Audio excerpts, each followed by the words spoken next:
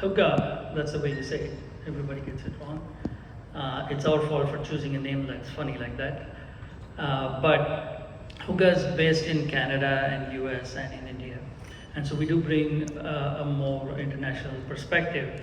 And I wanted to commend GreenCo and the CII initiative for being very real. So what I've seen here today is real industry making real progress towards decarbonization. And you'll see why that matters as I speak a little bit more about that later. So we want to talk about renewable energy and its connection to carbon trading and to how we end up becoming net zero. The connection is actually very tenuous, okay? And but what we've heard in the last 2 days is that almost every technique or technology that we have for improving our greenness involves more power, right? So whether it is recycling, whether it is reusing, all of them are going to pull on more power. And all of this power needs to be green. Okay? How we green this power has been the journey for Hygge. So we started out developing a solution that would enhance the profitability of renewable energy, battery storage, and things that enable communities to be greener. And in that process, we created a carbon auditing system. And we found that that was way more valuable, and so we're doing both, right? So today I'm going to talk to you about how that carbon monitoring system or carbon tracking and auditing system increases the value of your carbon credits and actually makes them real. Okay. So this carbon market is huge, right? And it's set to become even bigger. These numbers are staggering. This is, but if you think about what this carbon market is, almost every Indian knows about Pune and PoV. Okay? So people who produce carbon are puppies. Okay? And somebody else somewhere in the world is going to do some good deeds on your behalf. And you're going to buy that punya. Think about how hypocritical that is, right? But this is the reality of the carbon market. You go out there, somebody says, I saved the rainforest, and you pay them money, you get credits, and then you report that I have greened myself. This is why I said that the initiatives that we have seen here today are all real and transformative, and in that sense I'm very proud of what India is doing in this direction to make very real progress towards this. I'll give you a couple more data points about the downsides of this carbon market. Only a few months ago, like January or February, one of the very largest issuers of carbon credits, they have this called verified carbon system. They're a big company out of Washington, DC, and they restore rainforests, and you can buy those credits. And many large Fortune 50 companies, Fortune 500 companies, and airlines, when you go as a consumer and buy a ticket and say, I want to add, 2,000 rupees for carbon credits, that's where that comes from. So they buy those credits from there, and then you feel good. But it turns out that out of the 95 million metric tons of carbon abatement that was claimed, only 5 million was real. Okay? So, and this is a big exposure, right? And so Greenpeace and all these people went into these forests and found out all these things for you. Okay, so when they come back to renewable energy, that's got to be real, right?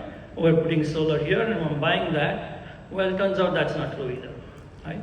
So if you look at most of the companies that have reported in the US, a cohort of 150 corporations were studied, and they all reported from 2015 to 2019 an improvement of 31% in their greenness, right? So like all of us here have reported progress towards greenness, and so with 31% reduction in carbon emissions, they are putting us on the track towards 1.5 degree goal that we've all set as our science-based carbon goals. But if you remove renewable energy credits, they're down to less than 5 to 7%, at most 10%, which means they've not made all the changes that you guys have heard here discussed, right? They've just bought credits, right? So then how do we make these credits real? How do we make these credits accountable? There was another study that showed that most of these carbon credits that are being reported are double counting. Okay, so you buy the credits and the actual impact of your savings is less than 30%. Okay, all of these are problematic aspects of this carbon market. So this is what Hygge found itself in the middle of, as we were transforming the renewable energy marketplace by saying, okay, you can put solar energy and batteries and we will trade it for you.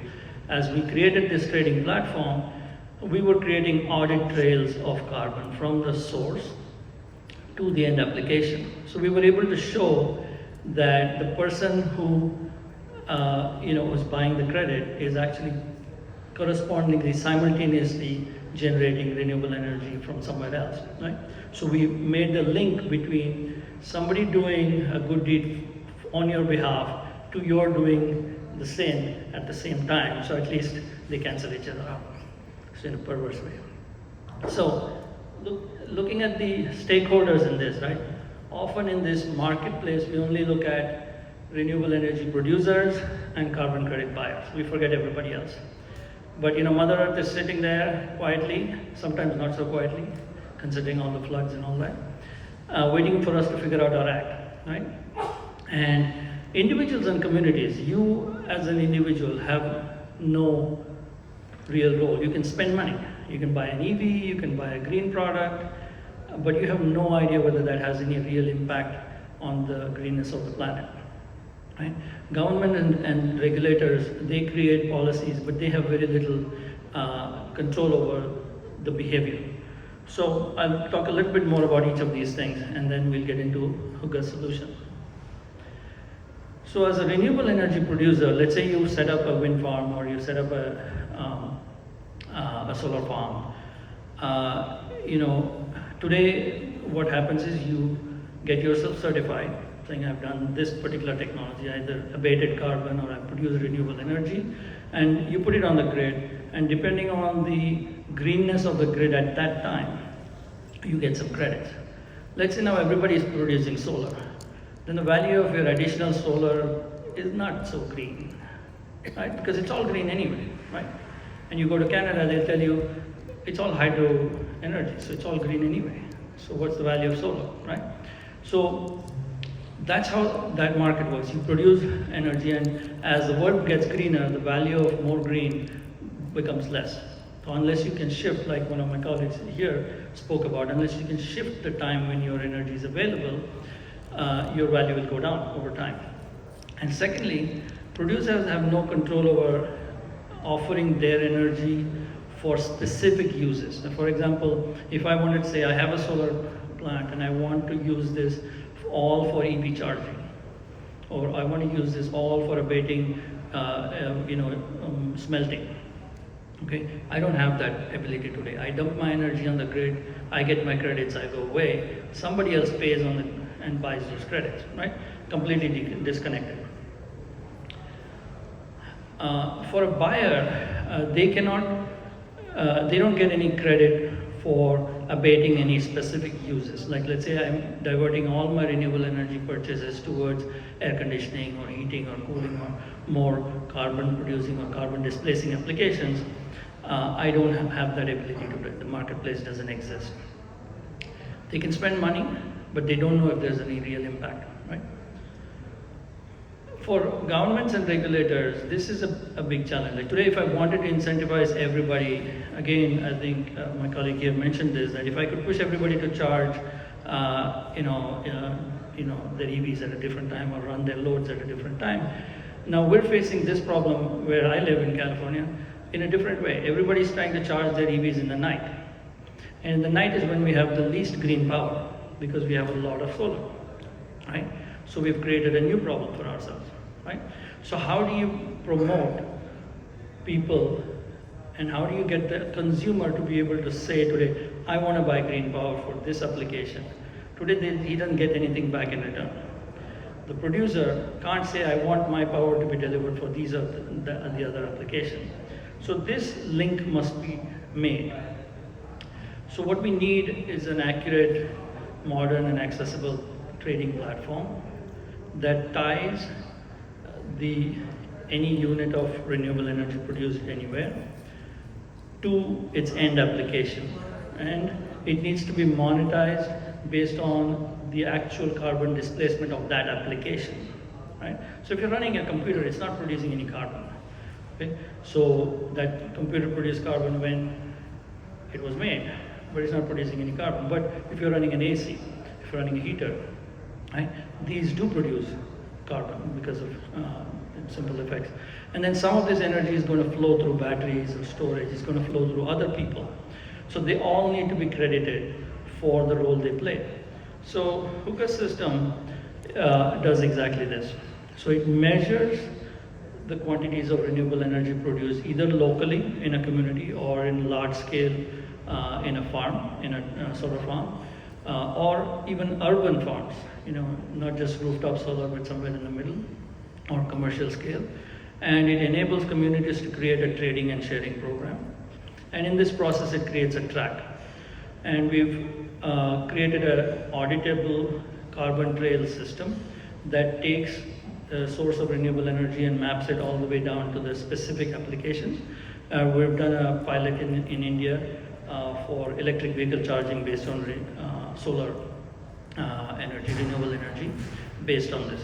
So now you've created a provable carbon displacement, which is tailpipe emission from renewable energy.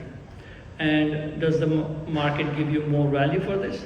Yes, it turns out the market gives you 10 times more value for a tailpipe emission metric ton of carbon as opposed to an industrial abatement. We have credits like this in California, and things like that are going to show up here, because right as soon as you hit the industrial carbon production, the next big thing is tailpipe emission, and it's very hard to reduce, right? So this is a system Hygge has created, and we've piloted it in various communities in Canada and US, and we're now bringing it into India for EV charging. And lastly, again, it's Hygge. Thank you. Thank you, Mr.